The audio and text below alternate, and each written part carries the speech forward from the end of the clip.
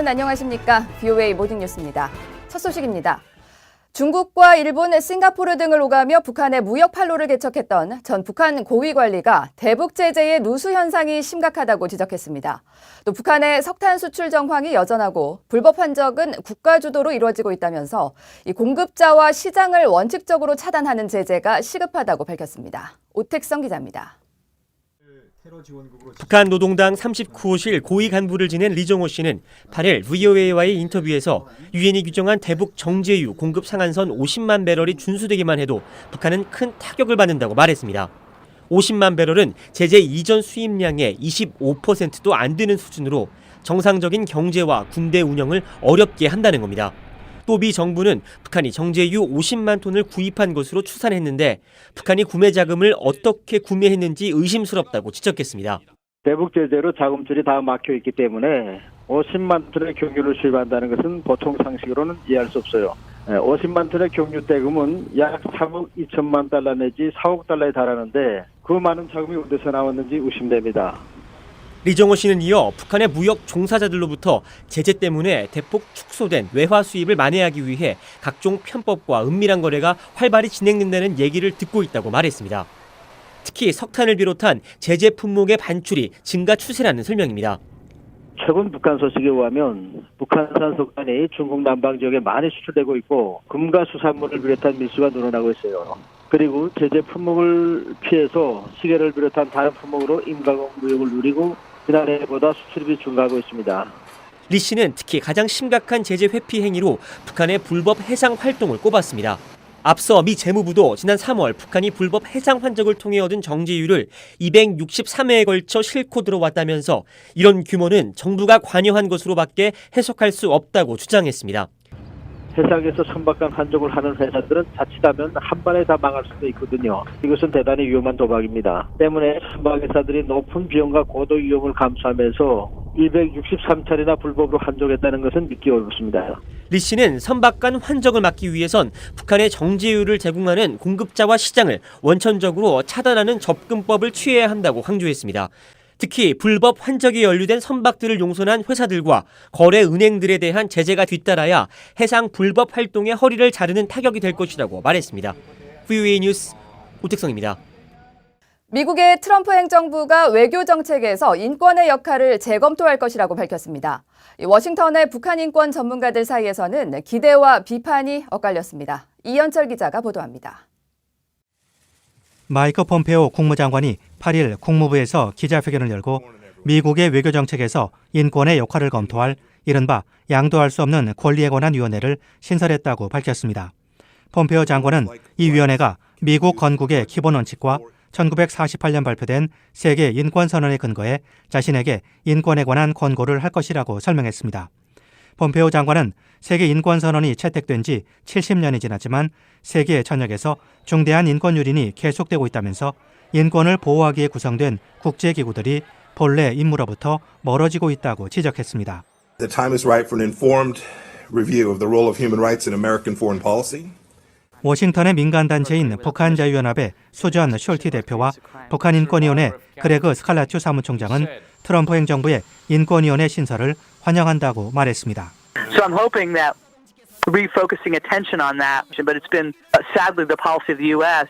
to make that a secondary issue. 이번 인권위원회를 설립하면서 미 정부가 북한 인권 이슈까지 조금 더 중요시 거론할 수 있지 않을까 희망을 가져봅니다. 스칼라튜 사무총장은 특히 새 인권위원회가 가장 시급하게 다뤄야 할 과제는 북한의 정치범 수용소 등 불법 구금시설 문제라면서 이 문제가 해결돼야 나중에 경제 개발이나 인도적 지원 문제를 거론할 수 있다고 말했습니다. 반면 로버트 킹 전 국무부 북한인권특사는 트럼프 행정부가 다가오는 선거를 앞두고 정치적 목적으로 새 인권위원회를 만들었다고 분석했습니다. 그러면서 새 위원회가 북한의 인권 개선과는 관련이 없을 것이라고 비판적으로 전망했습니다. VOA 뉴스 이현철입니다. 미국과 북한이 곧 재개할 실무 협상은 사실상 실질적인 비핵화 방법론을 처음 논의하는 자리가 될 것으로 전문가들은 전망했습니다. 하지만 비핵화 정의에 대한 이견과 북한이 대화 시한을 올해 말로 못 박은 점이 한계로 작용할 수 있다고 지적했습니다. 김동현 기자입니다. 미첼리스 전 국무부 정책기획실장은 8일 VOA에 조만간 개최될 미북 실무협상은 정상회담 확정 전에 이뤄진다는 점에서 앞서 두 차례 열린 정상회담 이전의 실무협상과는 형식이 분명 다르다고 말했습니다. 하지만 북한이 김정은 위원장에게 전적인 결정권이 있는 톱다운 방식을 유지하고 비핵화에 대한 미북 간 입장 변화가 없는 한 간극을 좁히기는 여전히 어렵다고 전망했습니다. Until we get a better indication that either the U.S. or North Korea has actually adjusted their negotiating position, I don't think it's going to lead to anything substantive. 리스 전 실장은 과거에 실패한 협상을 반복하지 않기 위해선 비핵화에 대한 검증과 불가역성 부분을 김 위원장이 공식 표명할 때만이 협상 결과에 대한 기대가 높아질 수 있다고 답했습니다. 즉 싱가포르 회담에서 검증과 불가역성을 뺀 채 완전한 비핵화로만 명시한 만큼 결정권자인 김 위원장이 비핵화에 대한 정의를 명확히 해야 북측 실무진도 운신의 폭이 넓어진다는 설명입니다. 마크 피츠패트릭 전 미 국무부 비확산 담당 부차관보는 이번에 재개될 협상이 비핵화 방법론을 논의하는 첫 실무회담이 될 것이라고 평가했습니다. 하지만 비핵화 정의 등에 대한 입장 차이가 존재하는 한 실무회담에서 성과를 거두기 어렵다고 진단했습니다.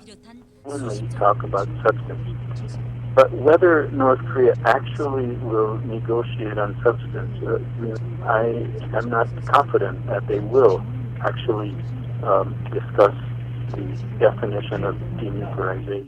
피츠패트릭 전 부차관보는 또 김 위원장이 하노이 회담 직후 미북 대화 시한을 올해 연말로 못 박은 것이 반드시 성과를 보고해야 하는 북측 협상당에 오히려 큰 부담이 될 수 있다고 지적했습니다. 브루스 클리너 헤리티지 재단 선임연구원도 시한을 넘겨 핵실험 등 도발을 감행할 경우 대화의 판 자체가 깨지는 등 역효과를 낳는다는 점을 북한이 깨달아야 한다고 말했습니다. I would hope North Korea would realize that if it does something provocative, it's going to be counterproductive. 클링너 연구원은 부착 국면 이후 다시 실무 협상이 재개된 건 긍정적이지만 본질적으로는 싱가포르 회담 직후로 다시 돌아온 것이라며 비핵화 정의에 대한 합의 없이는 성과 도출에 여전히 회의적이라고 말했습니다. VOA 뉴스 김동윤입니다.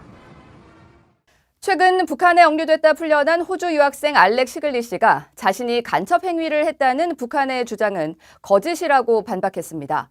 시글리 씨는 9일 자신의 트위터에 자신이 북한 전문 매체 NK뉴스에 건넨 유일한 자료는 블로그에 공개된 내용이며 다른 미디어에 건넨 자료도 마찬가지라고 밝혔습니다. 또 자신은 여전히 북한에 관심이 많고 학문적 연구를 계속하고 싶지만 적어도 앞으로 한동안은 북한을 방문할 계획이 없으며 자신이 운영하는 북한 전문 여행사의 일정도 추가 공지가 있을 때까지 취소될 것이라고 설명했습니다. 앞서 북한 조선중앙통신은 지난 6일 시글리 씨가 NK뉴스 등 반공화국 언론 매체에 북한 내부 실태 자료를 넘겨주는 모략 선전 행위를 하다 현행범으로 체포된 뒤 추방됐다고 주장했습니다. 호주 국방부는 북한이 비핵화를 위한 구체적인 조치들을 취할 때까지 압박을 유지할 것이라고 밝혔습니다. 호주 국방부는 최근 북한의 선박 간 불법 환적을 막기 위한 추가 계획을 묻는 VOA의 질문에 호주는 유엔 안보리 결의를 위반하는 북한의 불법 환적을 모니터하고 차단하기 위해 파트너 국가들과 협력하고 있다면서 이같이 밝혔습니다. 호주는 북한의 불법적인 선박 간 해상 환적을 단속하기 위해 지난 2018년 5월부터 해상 초계기 4대를 일본에 파견하고 해군 군함을 아시아 태평양 영내에 2번 배치하는 등 대북 제재 이행을 지지하기 위한 노력을 했다고 설명했습니다. 북한의 지난 6월 겨울 밀과 보리의 수확량이 평년의 20% 감소 예상치에도 못 미치고 올 가을 농작물 작황도 평년보다 더 떨어질 것이라고 국제기구 지오그램이 전망했습니다. 지구관측 국제농업 모니터링 그룹인 지오그램은 8일 발표한 조기경보 작황 모니터를 통해 북한의 주요 작물인 옥수수와 쌀의 생육이 가뭄 때문에 악영향을 받고 있다고 분석했습니다. 이 기구는 북한 내 농업용수 공급량이 가뭄이 심각했던 지난해의 절반에도 못 미치는 상황이라면서 장마철인 7월 말에서 9월 사이에 강수량이 개선되지 않으면 가을 수확량이 악영향을 받을 것이라고 내다봤습니다.